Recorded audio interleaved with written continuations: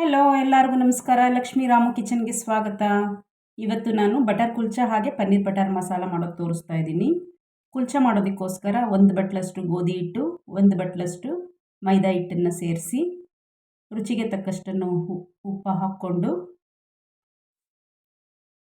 1/4 ಸ್ಪೂನಷ್ಟು ಅಡುಗೆ ಸೋಡಾನ ಸೇರಿಸ್ತಾ ಇದ್ದೀನಿ.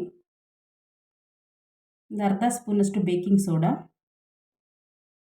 1 ಸ್ಪೂನಷ್ಟು ಪೌಡರ್ ಮಾಡಿರ್ತಕ್ಕಂಥ ಸಕ್ಕರೆ ಪುಡಿ 1 ಸ್ಪೂನು, 1 ಮೀಡಿಯಮ್ ಬಟ್ಲಷ್ಟು ಮೊಸರು ಸೇರಿಸಿ ಚೆನ್ನಾಗಿ ಮಿಕ್ಸ್ ಮಾಡಿ. ಇಲ್ಲಿ 2 ಸ್ಪೂನಷ್ಟು ಎಣ್ಣೆ ಸಹ ಹಾಕ್ಕೋಬೇಕಾಗುತ್ತೆ.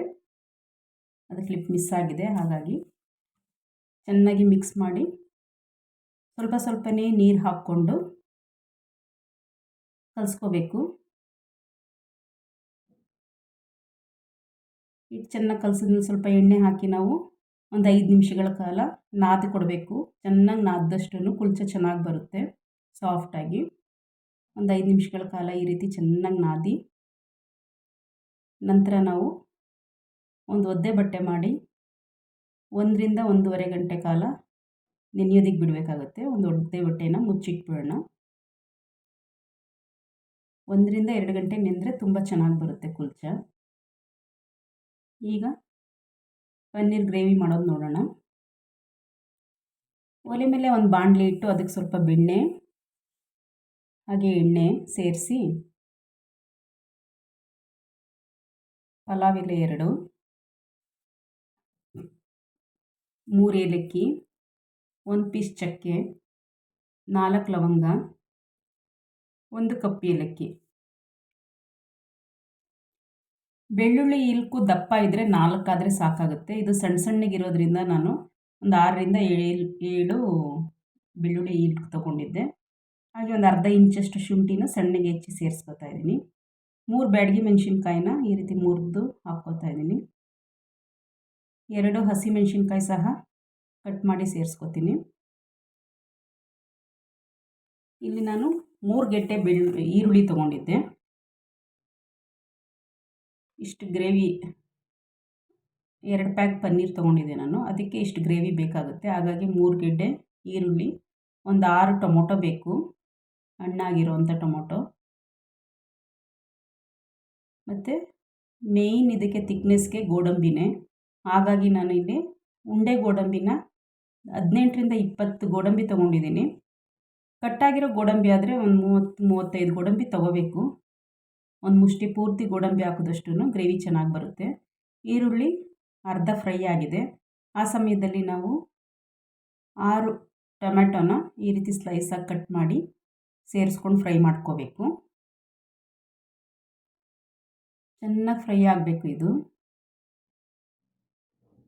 ಸ್ವಲ್ಪ ಸಾಫ್ಟ್ ನೀರೆಲ್ಲ ಡ್ರೈ ಆಗೋವರೆಗೂ ಈ ರೀತಿ ಕೈ ಆಡಿಸ್ತಾನೆ ಫ್ರೈ ಮಾಡೋಣ. ನಂತರ ನೀರು ಸೇರಿಸಿ ನಾವು ಮುಚ್ಚಳ ಮುಚ್ಚಿ 10 ನಿಮಿಷಗಳ ಕಾಲ ಸಾಫ್ಟ್ ಆಗೋದಕ್ಕೆ ಬೇಯಕ್ಕೆ ಬಿಡಬೇಕು. ನೀರು ಟೊಮೊಟೊ ಮುಳುಗೋಷ್ಟು ನೀರು ಹಾಕಿದ್ರೆ ಸಾಕಾಗುತ್ತೆ. ನೋಡಿ, ಇಷ್ಟಾದರೆ ಸಾಕು. ಈಗ ಒಂದು ಮುಚ್ಚಳ ಮುಚ್ಚಿ ಮೀಡಿಯಮ್ ಫ್ಲೇಮಲ್ಲಿ ಒಂದು 10 ನಿಮಿಷಗಳ ಕಾಲ ಬಿಟ್ಬಿಡೋಣ. ನೋಡಿ, ಮಧ್ಯದಲ್ಲಿ 1-2 ಸಾರಿ ತೆಗೆದು ಕೈ ಆಡಿಸ್ಕೊಡ್ಬೇಕಾಗತ್ತೆ, ತಳ ಹಿಡಿಬಾರ್ದು ಅನ್ನೋ ಉದ್ದೇಶಕ್ಕೆ. ಮತ್ತೆ ಇನ್ನೊಂದು ಸರಿ ಕ್ಲೋಸ್ ಮಾಡಿ ಬಿಡೋಣ. ನೋಡಿ, ಈಗ ಆಗಿದೆ, ಎಲ್ಲ ಸಾಫ್ಟ್ ಆಗಿದೆ ನೋಡಿ. ಈ ಫ್ರೈ ಮಾಡ್ಕೊಂಡಿರ್ತಕ್ಕಂಥ ಇದನ್ನು ನಾವು ಫುಲ್ ತಣ್ಣಗಾಗೋವರೆಗೂ ಬಿಡಬೇಕು. ತಣ್ಣಗಾದ ನಂತರನೇ ಮಿಕ್ಸಿಗೆ ಆಡಿಸ್ಕೋಬೇಕು. ಹಾಗಾಗಿ ಒಂದು ಅರ್ಧ ಗಂಟೆ ಹಾಗೆ ಬಿಟ್ಟಿದ್ದೆ ನಾನು. ನಂತರ ಮಿಕ್ಸಿ ಮಾಡಿ ಇಟ್ಕೊಂಡಿದ್ದೀನಿ. ಈಗ ಮತ್ತೆ ಬಾಣಲಿಗೆ ಬೆಣ್ಣೆ ಹಾಗೆ ಎಣ್ಣೆ ಹಾಕಿ ಅರ್ಧ ಸ್ಪೂನಷ್ಟು ಜೀರಿಗೆ ಹಾಕ್ಕೋತಾ ಇದ್ದೀನಿ. ಸ್ವಲ್ಪ ಅರಿಶಿಣ, ಅರ್ಧ ಸ್ಪೂನಷ್ಟು ಅಚ್ಕಾರದ ಪುಡಿ ಸೇರಿಸಿ ಸ್ವಲ್ಪ ಎಣ್ಣೆ ಮತ್ತು ಬೆಣ್ಣೆಯಲ್ಲಿ ಇದನ್ನು ಫ್ರೈ ಮಾಡ್ಕೋಬೇಕು. ಒಂದು 2-3 ಸೆಕೆಂಡ್ ಮಾಡಿಕೊಂಡ್ರೆ ಸಾಕು, ಕಪ್ಪಾಗಬಾರ್ದು. ಹಾಗಾಗಿ ನಾನು ಫ್ಲೇಮಿಂದ ಪಕ್ಕಕ್ಕೆ ತೆಗೆದುಬಿಟ್ಟೆ ಬಾಣಲಿ. ಈ ಪೇಸ್ಟ್ ನೋಡಿ, ಫೈನಾಗಿ ಪೇಸ್ಟ್ ಆಗಿದ್ದರೆ ಹಾಗೆ ಸೇರಿಸ್ಬೋದು. ಸ್ವಲ್ಪ ಏನೋ ತರ್ತರಿಯಾಗಿದೆ, ಮಧ್ಯೆ ಯಾವುದೋ ಚೆನ್ನಾಗಿ ರುಬ್ಬಿಲ್ಲ ಅನ್ನೋದೇನಾದರೂ ಅನಿಸಿದ್ರೆ ನಮಗೆ ನಾವು ಸೋಸ್ಕೋಬೇಕಾಗುತ್ತೆ. ಸೋಸ್ಕೊಂಡು ಆ ದಪ್ಪ ದಪ್ಪಗಿರೋದನ್ನೆಲ್ಲ ನಾವು ತೆಗೆದುಬಿಡಬೇಕು. ತುಂಬ ಸಾಫ್ಟಾಗಿರಬೇಕಿದು. ಮತ್ತು ನೀರನ್ನು ಸಹ ನಾವು ಕನ್ಸಿಸ್ಟೆನ್ಸಿ ನೋಡ್ಕೊಂಡು ಸೇರಿಸ್ಕೋಬೇಕು. ಗೋಡಂಬಿ ಹಾಕಿರೋದ್ರಿಂದ ತಿಕ್ಕಾಗುತ್ತೆ, ಹಾಗಾಗಿ ಸ್ವಲ್ಪ ನೀರು ಸ್ಟಾರ್ಟಿಂಗಲ್ಲಿ ತೆಳ್ಳಗೆ ಇರಲಿ. ರುಚಿಗೆ ತಕ್ಕಷ್ಟು ಉಪ್ಪನ್ನು ಸೇರಿಸಿ ಕುದಿಯಕ್ಕೆ ಬಿಡೋಣ. ಒಂದು 5 ನಿಮಿಷಗಳ ಕಾಲ ಇದು ಕುದ್ದಿದೆ. ಈಗ ನಾನು ಸ್ವಲ್ಪ ಕಸೂರಿ ಮೇಥಿನ ಕೈಯಲ್ಲಿ ಈ ರೀತಿ ಕ್ರಷ್ ಮಾಡಿ ಹಾಕ್ತಾಯಿದ್ದೀನಿ. ಫ್ಲೇವರ್ ಚೆನ್ನಾಗಿ ಕೊಡುತ್ತೆ ಇದು ಕಸೂರಿ ಮೇಥಿ ಹಾಕೋದ್ರಿಂದ. ನೋಡಿ, ಕ್ರೀಮಿ ಟೆಕ್ಸ್ಚರ್ ಬರ್ತಾ ಇದೆ ಕುದ್ದು. ಈ ಸಮಯದಲ್ಲಿ ನಾವು 1-2 ಸ್ಪೂನಷ್ಟು ಫ್ರೆಶ್ ಕ್ರೀಮನ್ನು ಸೇರಿಸಿ ಒಂದು ಕುದಿ ಈ ಥರ ಕುದಿ ಬಂದಿದ ತಕ್ಷಣ ಕಟ್ ಮಾಡಿ ಇಟ್ಕೊಂಡಿರ್ತಕ್ಕಂಥ ನಾವು ಪನ್ನೀರನ್ನು ಸಹ ಸೇರಿಸೋಣ. ಇಲ್ಲಿ ನಾನು 400 ಗ್ರಾಮಷ್ಟು ಪನ್ನೀರ್ ತೊಗೊಂಡಿದ್ದೆ. ಹಾಗೆ ಮೇಲೆ ಗಾರ್ನಿಷಿಂಗ್ ಕೊತ್ತಂಬರಿ ಸೊಪ್ಪನ್ನು ಸೇರಿಸಿ ಒಂದು ಸರಿ ತಿರುಗಿಸೋಣ, ಮಿಕ್ಸ್ ಮಾಡ್ಕೊಳ್ಳೋಣ. ಮುಚ್ಚಳ ಮುಚ್ಚಿ 1-2 ನಿಮಿಷ ಕುದಿಸಿದ್ರೆ ಸಾಕು. Paneer butter masala ready. ಈಗ ನಾವು ಕುಲ್ಚಾ ಮಾಡೋಣ. ಹಿಟ್ಟೆಲ್ಲ ಕಲಸಿ ನೆನೆಯಕ್ಕೆ ಇಟ್ಟಿದ್ದೆ ನಾನಿಲ್ಲಿ. 1.5 ಗಂಟೆ ಆಗಿದೆ ನಾನು ಕಲಸಿಟ್ಟು. ನೋಡಿ ಎಷ್ಟು ಚೆನ್ನಾಗಿ ಉಬ್ಬಿ ಬಂದಿದೆ. ಇದು ಕರೆಕ್ಟ್ ಟೆಕ್ಸ್ಚರ್. ಈ ರೀತಿ ಬಂದರೆ ಕುಲ್ಚಾ ತುಂಬ ಸಾಫ್ಟಾಗಿ ಚೆನ್ನಾಗಿ ಬರುತ್ತೆ. ಮತ್ತೆ ಒಂದು ಸರಿ ಈ ರೀತಿ ಎಲ್ಲ ಚೆನ್ನಾಗಿ ಕಲಿಸ್ಕೊಟ್ಟು ಉಂಡೆಗಳು ಒಂದೊಂದು ಉಂಡೆ ಮಾಡಿಕೊಂಡು ಲಟ್ಟಿಸ್ಕೋಬೇಕಾಗುತ್ತೆ. ತಳಕ್ಕೆ ಸ್ವಲ್ಪ ಗೋಧಿ ಹಿಟ್ಟು ಹಾಕಿ ಲಟ್ಟಿಸ್ಕೊಳ್ಳೋಣ.